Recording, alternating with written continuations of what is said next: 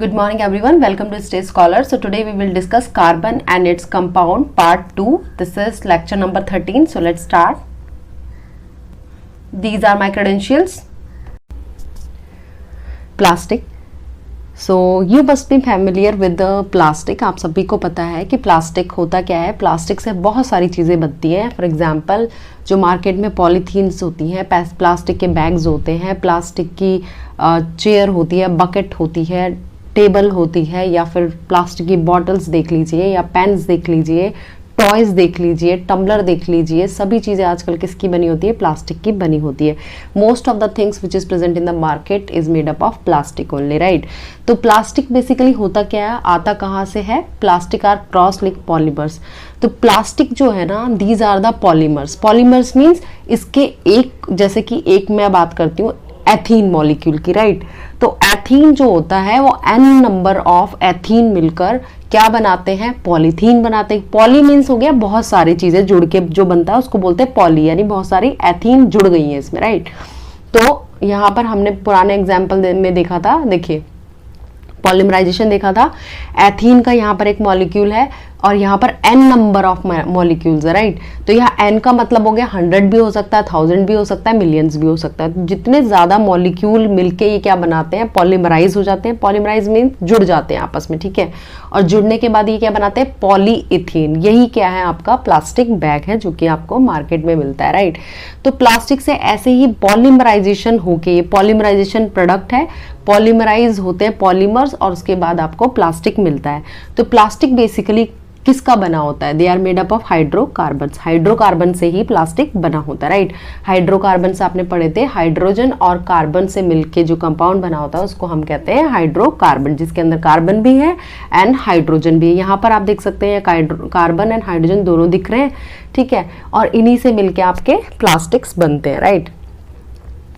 तो बहुत सारी चीज़ें प्लास्टिक की आप सभी जानते हो किस तरीके से. और अब देखिए यहाँ पर जो प्लास्टिक है, बेसिकली प्लास्टिक क्या होता है? सिंथेटिक होता है, ठीक है. हमेशा सिंथेटिक ही होता है प्लास्टिक, यानी उसको बनाया जाता है लेबोरेटरीज में, ठीक है. लेकिन लाख एक ऐसा प्लास्टिक है जो कि नेचुरल प्लास्टिक है, राइट. तो आपको समझ में आ गया होगा कि लाख क्या है? Natural plastic. आप इसे याद रख लीजिए, बहुत इंपॉर्टेंट क्वेश्चन है. यहाँ से निकलता है lakh is a natural plastic. और ये निकलता कहाँ से है? ये आता कहाँ से है? ये सिक्रीशन आता है लाख इंसेक्ट. लाख क्या है? एक इंसेक्ट का नाम है और वही इसको सिक्रीट करके रेजिनियस सिक्रीशन होता है, जिसी से क्या बनता है? लाख बनता है. और ये एक नेचुरल प्लास्टिक है, ठीक है. नाउ प्लास्टिक जो होते हैं, देखो इसमें डेफिनेशन लिखा है, आर क्रॉस लिंक पॉलीमर. देखिए प्लास्टिक हो सकता है, क्रॉस लिंक भी हो सकता है और लीनियर लिंक्ड भी हो सकता है प्लास्टिक, ठीक है. तो मैं आपको दिखाती हूँ कैसा होता है क्रॉस लिंक एंड कौन सा होता है लीनियर लिंक्ड. अब यहाँ देखिए ये जो प्लास्टिक है, देखो यहाँ पर जो पॉलीमर्स हैं, ये देखिए 1 2 3 4, ये किस तरीके से अरेंज है? इसको बोलते हैं लीनियर लिंक्ड अरेंजमेंट, ठीक है. क्रॉस लिंक में क्या होगा कि चारों तरफ से देखो एक है ना, इसके ऊपर यहाँ पे भी 1, जैसे इसको मैं कंसीडर करती हूँ और इसके नीचे यहाँ पर भी एक लाइन अगर हम जोड़ दें तो एक जो है that is surrounded by 1 2 3 4, every पूरे साइड से ये क्या होगा? सराउंडेड होगा. तो इसको बोलते हैं क्रॉस लिंक्ड, ठीक है. तो ये क्रॉस लिंक्ड हो गया. और लीनियर में क्या हो गया? सिर्फ सिंगल यूनिट, ऐसे सिंगल एक एक करके जुड़ते जाएंगे यहाँ पर, ठीक है. तो this is, it doesn't matter, वैसे आपको इतना वो इम्पॉर्टेंट नहीं है, लेकिन आप एक जस्ट मैं एक बता रही हूँ कि लीनियर और क्रॉस लिंक्ड हो सकते हैं पॉलीमर्स. अब आता है प्लास्टिक के टाइप्स. 2 टाइप के प्लास्टिक होते हैं, एक होता है थर्मोप्लास्टिक और एक होता है थर्मोसेटिंग प्लास्टिक. तो थर्मोप्लास्टिक कैसा प्लास्टिक है? ऐसा प्लास्टिक है जिसको अगर हम गर्म करेंगे, हीट देंगे, तो वो क्या होगा? इजीली डिफॉर्म हो जाएगा, यानी कि उसकी शेप बिगड़ जाएगी, ठीक है. फॉर एग्जाम्पल, अगर आप पानी की बॉटल को, अगर फ्रिज में जो पानी की बॉटल्स होती हैं उनको अगर आप हॉट बॉइल्ड वाटर में डाल दो तो उसकी शेप थोड़ी सी बिगड़ जाएगी, डिस्टॉर्ट हो जाएगी, डिफॉर्म हो जाएगी. यानी कि ऐसा प्लास्टिक जो सॉफ्ट टन हो जाता है या पिघल जाता है हीटिंग पे, उसको हम कहते हैं थर्मोप्लास्टिक, ठीक है. और वापस वो क्या हो जाता है? अगर उसको हीटिंग से हटा दो तो वापस क्या हो जाएगा? वो टाइट हो जाएगा, यानी कि फिर से वो टफ हो जाएगा, ठीक है. तो एक बार हमने उसको गर्म किया तो उसकी शेप बिगड़ गई है, वो मेल्ट होने लग गया है, और उसके बाद फिर से वो ठंडा करने पे वो क्या हो जाएगा? हार्ड हो जाएगा. इसको कहते हैं हम थर्मोप्लास्टिक. एक फॉर एग्जाम्पल्स आते हैं इसके पॉलीथीन एंड पीवीसी, ठीक है. पॉलीविनाइल क्लोराइड एंड पॉलीथीन कैसे प्लास्टिक है? थर्मोप्लास्टिक है, ठीक है. और भी एग्जाम्पल्स है पॉलीस्टाइरीन एंड टेफ्लॉन. पीवीसी मैंने बता दिया, polythene and PVC, polystyrene and Teflon, these are the thermoplastic. अब आता है दूसरा, यहाँ पर लिखा है second, again they said thermoplastic, यहाँ पर आप कट इसको क्रॉस कर दीजिए और लिखिए थर्मोसेटिंग। तो थर्मोसेटिंग कैसे होते हैं? कुछ प्लास्टिक होते हैं जब उनको एक बार हमने कोई शेप दे दी है ना, जैसे किसी को हमने मोल्ड कर दिया, फिर उसको कितनी भी हीट दे लो फिर से वो सॉफ्ट नहीं होंगे, यानी वो पिघलते नहीं है। These are the polymer which undergo permanent change on heating. जैसे हमने उसको मोल्ड किया है लेबोरेटरी, या फिर हमने उसे किसी फैक्ट्री में मोल्ड करके हम बना रहे हैं, तो हमने जैसे प्लास्टिक को मोल्ड किया तो एक ही बार हम उसको हीट देके उसको मोल्ड, उसकी शेप दे सकते हैं। उसके बाद दोबारा अगर हम हीटिंग देंगे तो वो क्या होगा, दोबारा से वो नहीं होगा, क्या सॉफ्ट नहीं होगा, राइट। तो उसको बोलते हैं थर्मोसेटिंग प्लास्टिक। फॉर एग्जाम्पल आता है bakelite, melamine, these are the thermosetting plastic. और ये बैकेलाइट जो होता है poor conductor of heat and electricity, ठीक है। बैकेलाइट क्या है? Poor conductor of heat and electricity. तो थर्मोसेटिंग क्या है? These are the polymer which undergo permanent change on heating. On heating they undergo extensive cross linking in mould and become hard and infusible, therefore they can not be reused. इनको हम दोबारा use नहीं कर सकते, और इतने ज़्यादा इनके एक्सटेंसिव क्रॉस लिंकिंग पॉलीमर्स के बने होते हैं, एक बार हीट देके हम उसकी एक बार शेप बना सकते हैं, उसके बाद हम उसको मोल्ड दोबारा से नहीं कर सकते, राइट। एग्जाम्पल है बैकेलाइट मैंने बताया था, एंड और कौन सा बताया था मैंने, यहाँ पर है glyptal and terylene. And melamine is also a thermosetting plastic. Melamine की प्लेट्स आती है आजकल मार्केट में, ठीक है। तो मेलामाइन क्या है? Thermosetting plastic. अब एक एक करके हम इसमें पढ़ लेते हैं कौन कौन से ये यहाँ पर दिए हुए इंपॉर्टेंट जो है। जैसे कि बैकेलाइट के बारे में बताया हुआ है इन्होंने। बैकेलाइट फिनॉल फॉर्मेल्डिहाइड रेजिन्स का बना होता है। हाँ, एक इम्पॉर्टेंट पॉइंट हमें यहाँ नोट करना है, जो प्लास्टिक होता है वो poor conductor of heat and electricity, ठीक है। ये बात हमेशा याद रखनी है कि जो प्लास्टिक्स होते हैं वो poor conductor of heat and electricity, उसमें से हीट और इलेक्ट्रिसिटी पास नहीं होती।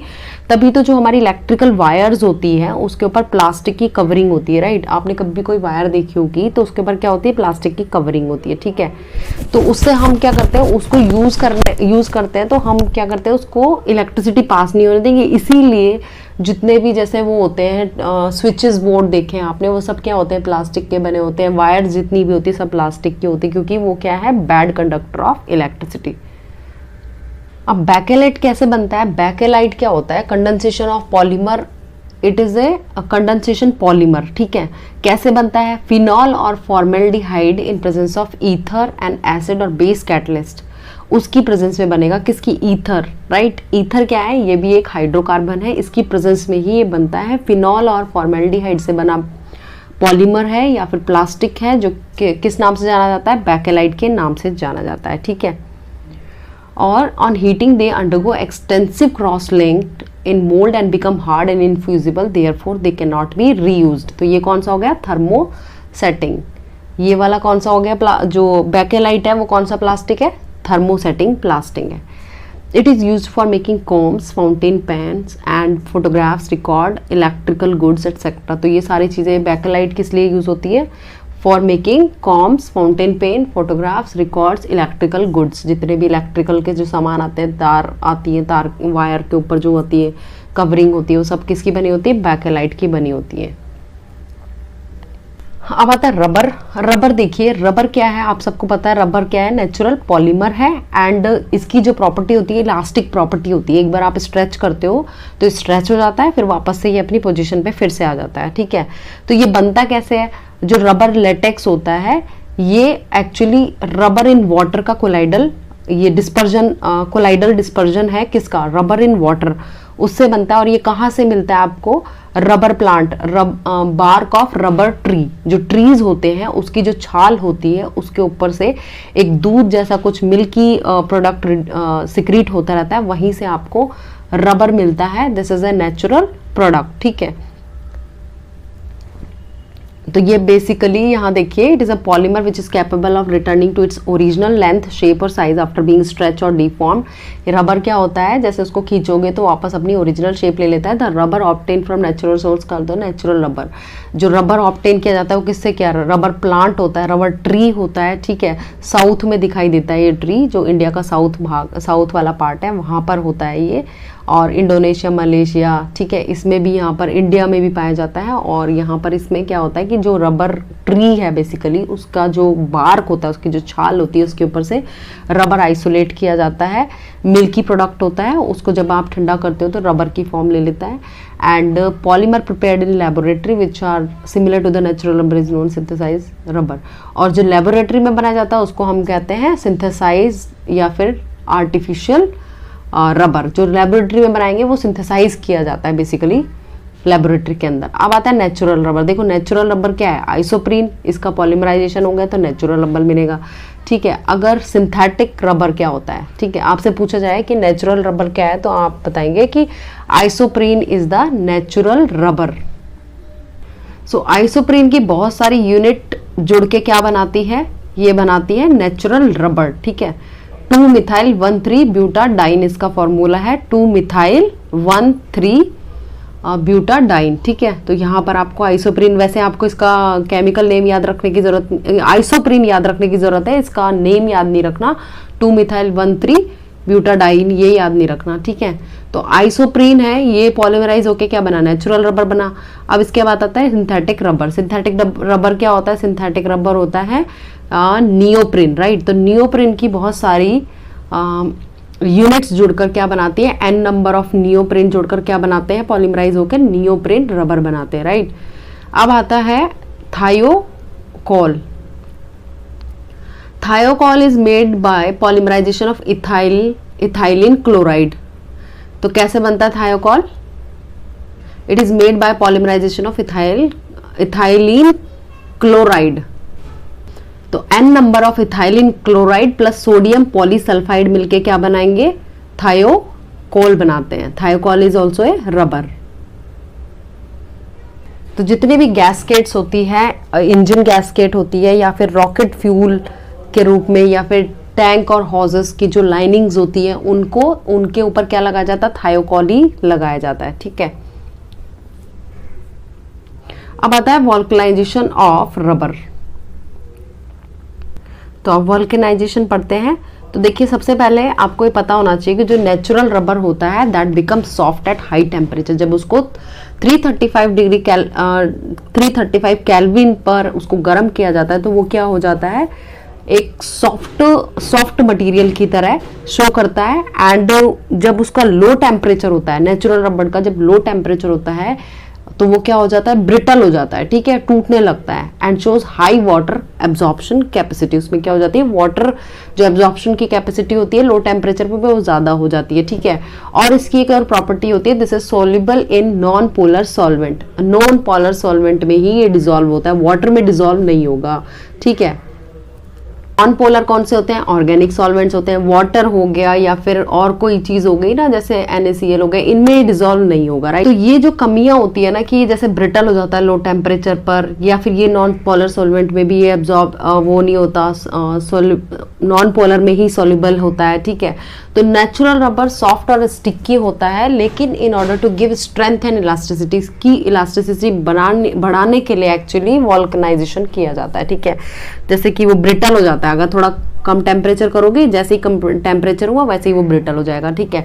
तो इन सब चीज़ों को, इनको स्ट्रेंथ प्रोवाइड करने के लिए रबर को हम क्या देते हैं, हम क्या करते हैं, वोल्केनाइज करते हैं। तो वोल्केनाइज एक प्रोसेस होता है जिसके अंदर रबर को सल्फर और सल्फर कंपाउंड्स के साथ क्या किया जाता है, हीट किया जाता है, ठीक है। उसी को हम कहते हैं वोल्केनाइजेशन।